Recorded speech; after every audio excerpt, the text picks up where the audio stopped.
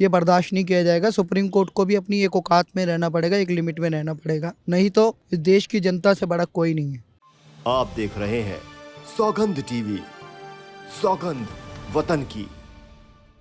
नमस्कार, मैं शालिनी झा और आप देख रहे हैं सौगंध टीवी।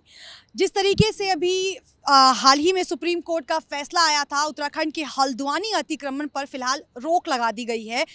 विपक्ष लगातार ये कह रहा है कि जिस तरीके से लोग वहां रह रहे थे उन्हें क्यों हटाया जा रहा है। हालांकि सुप्रीम कोर्ट ने भी ये साफ कहा है कि रातों रात वहां से इतने सारे लोगों को कैसे हटाया जा सकता है। समय दिया है। इसी के लिए हमारे साथ कुछ लोग बातचीत करने के लिए मौजूद है। क्या लग रहा है आपको, सुप्रीम कोर्ट ने फिलहाल रोक लगा दिया है, कितना सही मानते हैं आप इस फैसले को? मैडम, ये सुप्रीम कोर्ट के आदेशानुसार ही कार्य हो रहे हैं। पहले से सुप्रीम कोर्ट ने पूरे भारत में जितना भी रेलवे को इंस्ट्रक्शन दिया है, जितना भी इलीगल लैंड मतलब इलीगल लोग हैं रेलवे की लैंड पे, उन्हें तुरंत हटाया जाए। तो उसी के तहत ये कार्रवाई चल रही है। जो नैनीताल हाई कोर्ट ने डिसीज़न दिया, उत्तराखंड नैनीताल हाई कोर्ट ने, कि भाई ये लैंड खाली करो। सिर्फ 30 साल के लिए लोग यहाँ रहने आए थे। कुछ पत्थर वत्थर तोड़ने का काम था, रेलवे के लैंड के पास होता है ये सब काम, ये उस काम के लिए आए थे। लेकिन वहाँ आबादी बढ़ा के बसते गए। आज 4,000 5,000 परिवार बताए जा रहे, 50,000 के आसपास आबादी। आप आबादी देखो ना, संसाधनों की वैसे ही कमी है। और ये वहाँ रोहिंग्या को भी बसा रहे हैं, बांग्लादेशी घुसपैठियों को बसा रहे हैं। बलात्कार की घटना, डकैती की घटना, चोरी चकारी, लव जिहाद, सारे क्राइम का अड्डा बन चुका है हल्द्वानी। और देवभूमि कहा जाता है उत्तराखंड को। देवभूमि में राक्षसों का कोई प्रवेश नहीं होना चाहिए। ये राक्षस प्रवृत्ति के लोग जो बच्चियों के साथ बलात्कार कर रहे हैं, जो रेलवे की ज़मीन को खा रहे हैं, जो रेलवे ट्रैक को घर तक ले जा रहे हैं, ये बहुत गलत बात है। मैं कहूँगा डेवलपमेंट वर्क में जब सऊदी अरब की बात आती है तो मोहम्मद साहब के समय की मस्जिद तक को हटा देते हैं वो रोड से। जब डेवलपमेंट की बात आती है तो गुजरात के मुख्यमंत्री तत्कालीन नरेंद्र मोदी मंदिर और मस्जिद का भेद नहीं करते, क्योंकि रोड वाइडनिंग करनी है या कोई भी विकास कार्य वो करना चाहिए। कुछ लोग यहाँ कुतर्क दे रहे हैं कि मज़ार बन गई तो बन गई, मस्जिद बन गई तो बन गई, और ये इनका जो मरने के बाद क्रिमिनेशन जो इनका सेंटर होता है, क्रिमिनेशन तो नहीं, उसे क्या कहते हैं, कब्रिस्तान, वो हो गया तो हो गया। मैडम, ऐसे तो कल के दिन ये कहीं पे भी झंडे गाड़ लेंगे। वहीं पे एक तो फ्लाईओवर पे पता हो इन्होंने वो बना रखी है कब्र मजार। फ्लाईओवर पे कब से मरने लग गए लोग।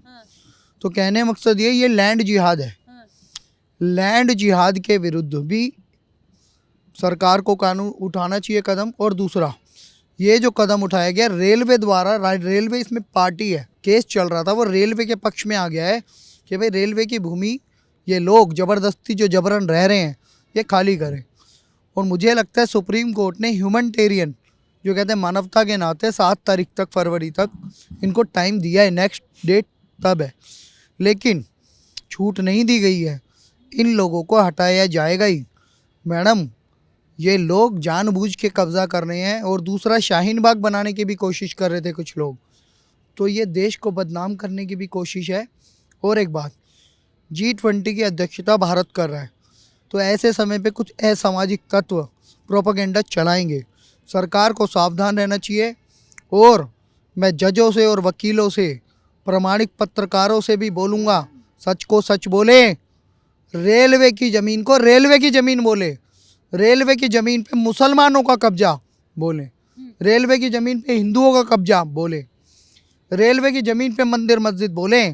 ये उनके खुद की बनाई हुई या रजिस्ट्री पे बनाई हुई कोई भी मज़ार, मंदिर, मस्जिद, कब्रिस्तान नहीं है।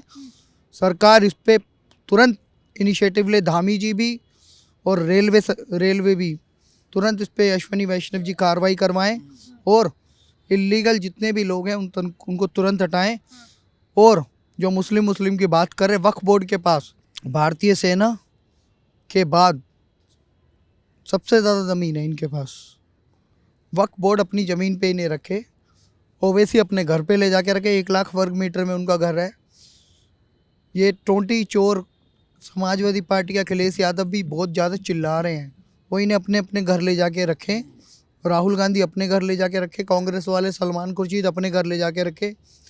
इमरान प्रतापगढ़ी अपने घर ले जाके रखे, लेकिन सरकारी संपत्ति भारत के लोगों के टैक्स पे खड़ी की जाती है।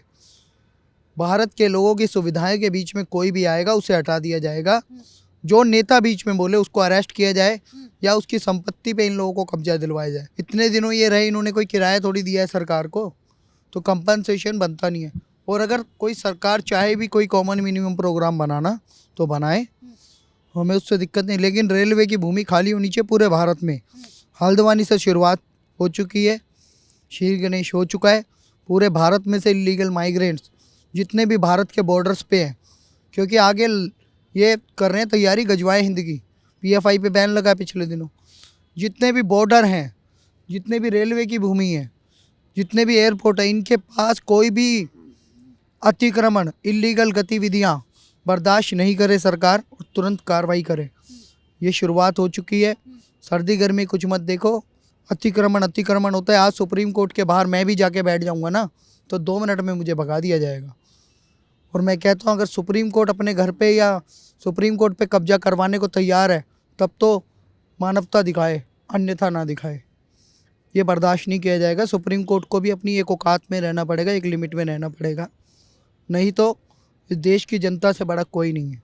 जो माइग्रेंट्स आ रहे हैं ना, ये बेसिकली ये रोंगी और ज़्यादातर बांग्लादेशी हैं। और ये जो है ना, ये ज़मीन जो है जहाँ पर जो हल्द्वानी में जो भी हुआ है, ये रेलवे की ज़मीन है। लेकिन जो प्रेस रिपोर्टर हैं, जो लोग हैं ना, उनको कह रहे हैं कि ये राज्य सरकार की है, राज्य सरकार को उसके ऊपर ब्लेम दे रहे हैं, जबकि ऐसा कुछ नहीं है। राज्य सरकार को ऐसे ही बदनाम किया जा रहा है। तो ये रेलवे की ज़मीन है। अब क्या है कि रेलवे के आसपास क्या है, आप जितनी भी ट्रैक देख लो, जितने बड़े बड़े स्टेशन देख लो, जंक्शन, उसके आसपास आपको ज़्यादातर झुग्गियाँ, झोपड़ियाँ और लोग रह रहे होंगे। लोगों ने दुकानें खोल ली, कमर्शलाइजेशन कर लिया, मीट की दुकानें खोल ली।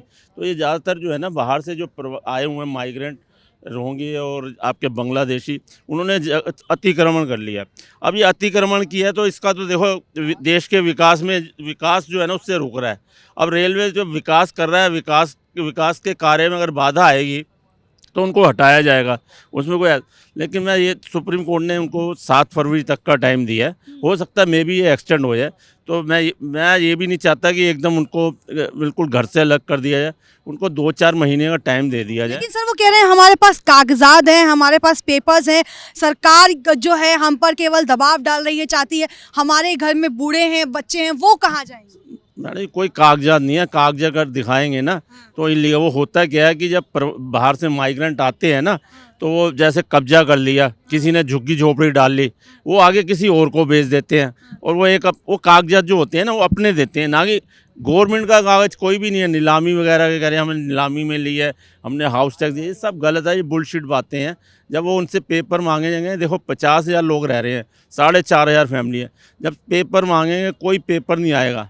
अब रेलवे ने तो देखो अपनी ज़मीन खाली करानी है, क्योंकि रेलवे ने रेलवे को ये लीज पे दे दी है गवर्नमेंट ने, ठीक है। अब रेलवे जो वहाँ पर है ना, कार्गो डिपो बनाएगी जगह जगह।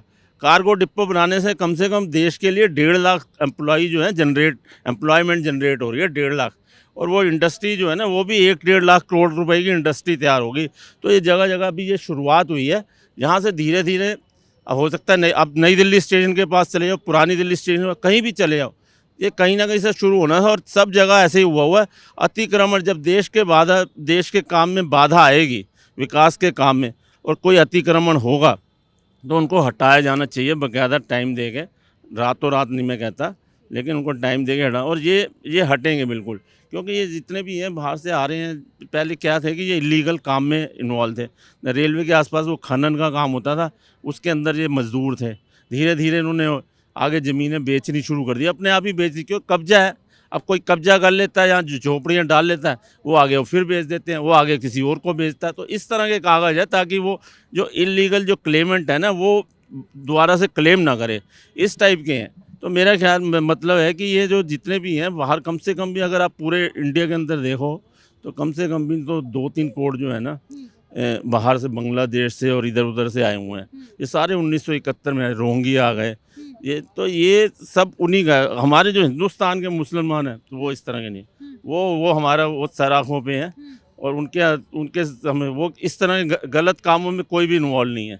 ये सिर्फ वही हैं लोग, और उनकी वजह से हमारे देश का मुसलमान बदनाम हो रहा है। तो चलिए, ये कुछ लोग हमारे साथ मौजूद थे जिनसे हमने जाना कि हल्द्वानी में जिस एनक्रोचमेंट पर अभी फिलहाल सुप्रीम कोर्ट ने रोक लगा दी है वो कितना सही है। इन्होंने क्या कुछ कहा आपने वीडियो में सुन लिया। वीडियो को लेकर आपकी क्या राय है हमें कमेंट सेक्शन में ज़रूर बताएं और ऐसी खबरों के लिए हमारे चैनल सौगंध टीवी को लाइक शेयर और सब्सक्राइब ज़रूर करें। तब तक के लिए मुझे दीजिए इजाज़त। धन्यवाद। आप देख रहे हैं सौगंध टीवी, सौगंध वतन की।